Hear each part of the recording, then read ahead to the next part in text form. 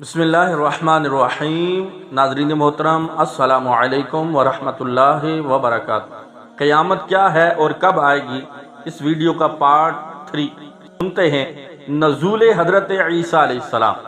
قیامت کی علامات کبریٰ میں سے تیسری علامت حضرت عیسیٰ علیہ السلام کا آسمانوں سے نازل ہونا اور دجال کو قتل کرنا ہے۔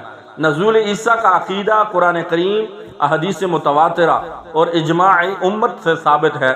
اس کی تصدیق کرنا اور اس پر ایمان لانا فرض ہے، اور مسلمان ہونے کے لیے ضروری ہے۔ اس عقیدے کے بغیر کوئی شخص مسلمان نہیں ہو سکتا۔ آسمانوں سے حضرت عیسیٰ علیہ السلام کے نازل ہونے کی تفصیل یہ ہے کہ جب حضرت امام مہدی مدینہ منورہ سے ہو کر دمشق پہنچ چکے ہوں گے اور دجال بھی مکہ مکرمہ اور مدینہ منورہ سے دھتکارتا ہوا دمشق کے قریب پہنچ گیا ہوگا، امام مہدی اور یہودیوں کے درمیان جنگیں زوروں پر ہوں گی۔ ایک دن عصر کی نماز کا وقت ہوگا، اذان عصر ہو چکی ہوگی، لوگ نماز کی تیاری میں مشغول ہوں گے۔ اچانک حضرت عیسیٰ دو فرشتوں کے پروں پر ہاتھ رکھے ہوئے آسمان سے اترتے ہوئے نظر آئیں گے۔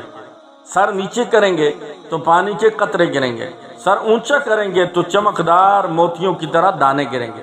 دمشق کی جامع مسجد کے مشرقی جانب کے سفید رنگ کے مینار پر اتریں گے، وہاں سے سیڑھی کے ذریعے نیچے اتریں گے۔ حضرت عیسیٰ علیہ السلام عدل و انصاف قائم کریں گے، عیسائیوں کی صلیب توڑیں گے۔ صلیب توڑنے کا مطلب یہ ہے کہ عیسائیوں کے عقیدہ صلیب کو غلط قرار دیں گے، خنزیر کو قتل کریں گے، جزیہ کو ختم کر دیں گے، یہودیوں اور دجال کو قتل کریں گے، یہاں تک کہ یہودی ختم ہو جائیں گے۔ جس کافر کو ان کا سانس پہنچے گا وہ وہیں مر جائے گا۔ باب لطف پر دجال کو قتل کریں گے۔ مال کی اتنی فراوانی ہو جائے گی کہ کوئی اسے قبول نہیں کرے گا۔ حضرت امام مہدی کی وفات کے بعد تمام انتظام حضرت عیسیٰ علیہ السلام سنبھالیں گے۔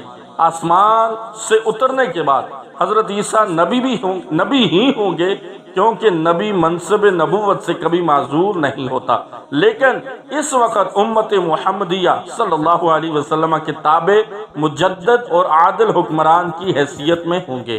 دجال کو قتل کرنے کے بعد حضرت عیسیٰ مسلمانوں کے احوال کی اصلاح فرمائیں گے۔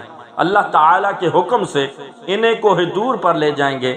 40 یا 45 برس کے بعد ان کی وفات ہوگی۔ اس دوران نکاح بھی کریں گے اور ان کی اولاد بھی ہوگی۔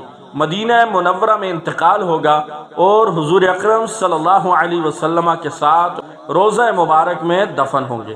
آپ کے بعد قحطان قبیلے کے ایک شخص جہجاہ حاکم بنیں گے۔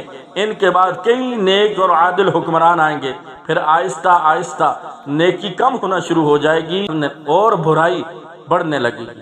ناظرین محترم، کمنٹ کر کے ضرور بتائیں کہ آپ کو یہ ویڈیو کیسی لگی، اور مزید اس ویڈیو کا قیامت کب آئے گی اس کا چوتھا پارٹ دیکھنے کے لیے میرے چینل کو ضرور سبسکرائب کیجیے۔